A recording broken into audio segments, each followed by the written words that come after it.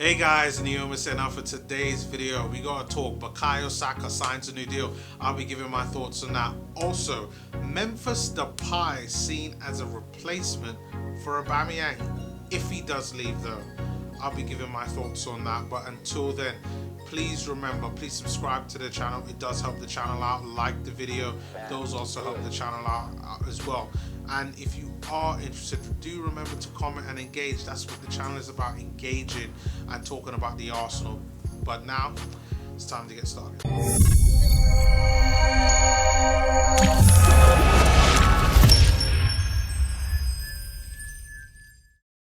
So he's done it. Bukayo Saka has signed a new contract. Saw when it first dropped about 2 minutes in. Now it's been out for the past couple of hours and he signed a 4-year deal. I'm really excited about this. Really excited about this. I think this is the most important signing for Arsenal, is to get Saka tied down to a new contract. It wasn't as long as I thought it was going to be. Initially, when I was thinking about it over the weekend, I thought, you know what? We should be getting him tied down to a 6-year deal. That way we can get at least 4 years out of him. And in case he decides he wants to leave, you know, that would be in 4 years' time rather than it being now, potentially 2 years' time, where Arsenal might be thinking, or maybe Bukayo might be thinking, oh, maybe I want to go someplace else in order to kind of take things up to the next level. So, yeah, it was good to tie him down, but I would have wanted longer. What does this mean for Arsenal now? Now that we've got the left side sorted, at least in terms of someone to really start on that left. Now we got the next step is with Aubameyang. And as you can see from the title here, Aubameyang still hasn't signed a new contract, but guess who's been rumoured for his replacement? A certain Manchester United former player, Memphis Depay, been linked to Arsenal as being a replacement. And to be honest, when I first saw it, I thought, this could actually not be a bad situation.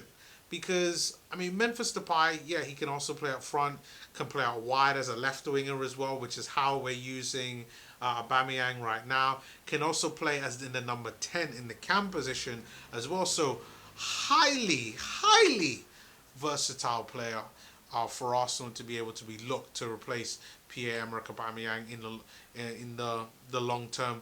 And he would be the type of player, to be really honest, that you would get. He has that versatility. He's still relatively young. I believe he's only 20. Oh, so he's 26 years old. So he's got a bit of age on him right now, but he's in his peak. He's in his prime. I mean, that's kind of what you want, you know, in a player. If he was maybe 24, then I would have been like, yeah, prime age. Like, let's bring him in, sign him on a 5-year deal. But I do have to say, even though we are looking at him as an Aubameyang replacement, I personally think that I don't see us signing him unless not just Aubameyang would leave, but a Lacazette would also have to be on the chopping block. And the reason why I say that is because Arsenal's strategy with youth and with the academy players, giving these academy players a chance to flourish and giving them a pathway into the actual team. How are you going to be able to provide pathways for the likes of Martinelli and John Jules if you keep a guy like Lacazette around, who currently right now has almost 2 years left on his contract, a year and 364 days until his contract runs out, where you kind of need to have that open pathway. So a player like Lacazette, within at least this summer, definitely in January, it's looking like he might actually get sold. Talks of him being part of a swap deal with Thomas Partey. Honestly, no idea what is the case in regards to that. But the one thing we do know is that whether Memphis Depay comes in to just be an Aubameyang replacement or just to be a Lacazette replacement, I think he will be a good, solid shout for that. And the reason why I say this is let's look at his stats. Obviously, I've talked about his versatility for the positions that he plays, and even though because of Liga being shot, he hasn't had to get a full season. Even then, he still is producing really really good numbers. So in Liga, I mean, this is a player. He has scored 14 goals and 2 assists so far this season. It's really good stats, and has only played 18 games. So that's 13 in Liga. I know he had some injuries, and then 5 in the Champions League. And in the Champions League, 5 goals, 5 assists. So it's a really good stat. Absolutely, a really, really good start. I mean, you're talking about, he looks like he's a clinical finisher. He looks like he's developed a lot since being at Manchester United. I think in terms of tactics, he would blend pretty well.